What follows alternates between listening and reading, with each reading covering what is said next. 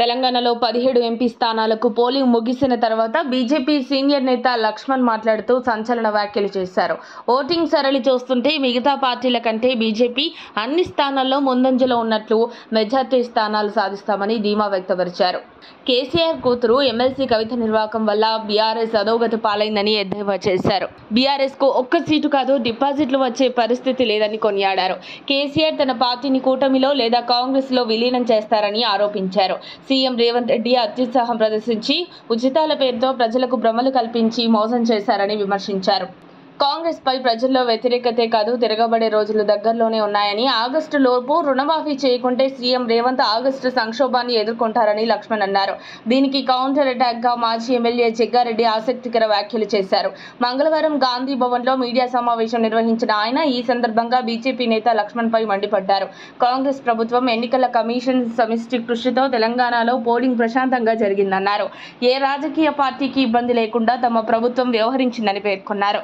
గత ప్రభుత్వాలు ఎన్నికల్లో అధికారాన్ని వాడుకొని ఇతర పార్టీలను ఇబ్బందికి గురిచేశాయన్నారు. లక్ష్మణ్ తమ పార్టీ నేతలను రెచ్చగొట్టే ప్రయత్నం చేస్తున్నారన్నారు. ఎన్నికల్లో ఎవరు విజయం సాధిస్తారన్న దానిపై పండితుడిలా జాతకాలు చెప్తున్నారని ఎద్దేవా చేశారు. తెలంగాణ ప్రజలు కాంగ్రెస్ కు ఎన్నికల్లో కూడా క్లియర్ మెజార్టీ ఇచ్చారన్నారు.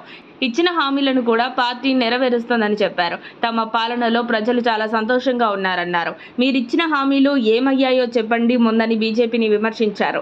ఏదైనా మాట్లాడితే దేవుడి పేరు చెబుతారని ఫైర్ అయ్యారు. మా కాంగ్రెస్ ప్రభుత్వానికి 5 సంవత్సరాలు ఎలాంటి డోకా లేకుండా నడుస్తుందన్నారు. కాంగ్రెస్ లో బీఆర్ఎస్ విలీనం అంటున్నారు. కేసీఆర్ కి అంత అవసరం ఏమొచ్చిందని అడిగారు. లక్ష్మణ్ మాటలు అవగాహన లేకుండా మాట్లాడుతున్నట్లు ఉన్నాయని చురకలంటించారు. బీజేపీ నుండి కూడా కాంగ్రెస్ పార్టీలోకి 5 మంది వస్తారని సంచలన వ్యాఖ్యలు చేశారు.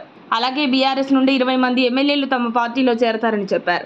దీంతో తమ బలం 90కి పెరుగుతుందని, తమ ప్రభుత్వానికి ఎలాంటి డోకా ఉండదని జగ్గారెడ్డి స్పష్టం చేశారు. దీంతో ఇప్పుడు తెలంగాణ రాజకీయాల్లో ఇదే హాట్ టాపిక్ అయింది. జగ్గారెడ్డి చెప్పేది వాస్తవమేనా, అబద్ధపు ప్రచారమా అనే దానిపై క్లారిటీ రావాల్సి ఉంది. నిజంగానే అధికార కాంగ్రెస్లోకి బీజేపీ ఎమ్మెల్యేలు చేరితే రాష్ట్రంలో కమలం పువ్వు వాడిపోవాల్సిందే అన్న విశ్లేషణలు వినిపిస్తున్నాయి. మరిన్ని అప్డేట్స్ కోసం మా కాయ్ టీవీని సబ్స్క్రైబ్ చేసుకోండి. మా వీడియో కనుక మీకు నచ్చినట్లయితే లైక్ చేయండి, షేర్ చేయండి. మీ విలువైన అభిప్రాయాలను కామెంట్ బాక్స్లో తెలియజేయండి.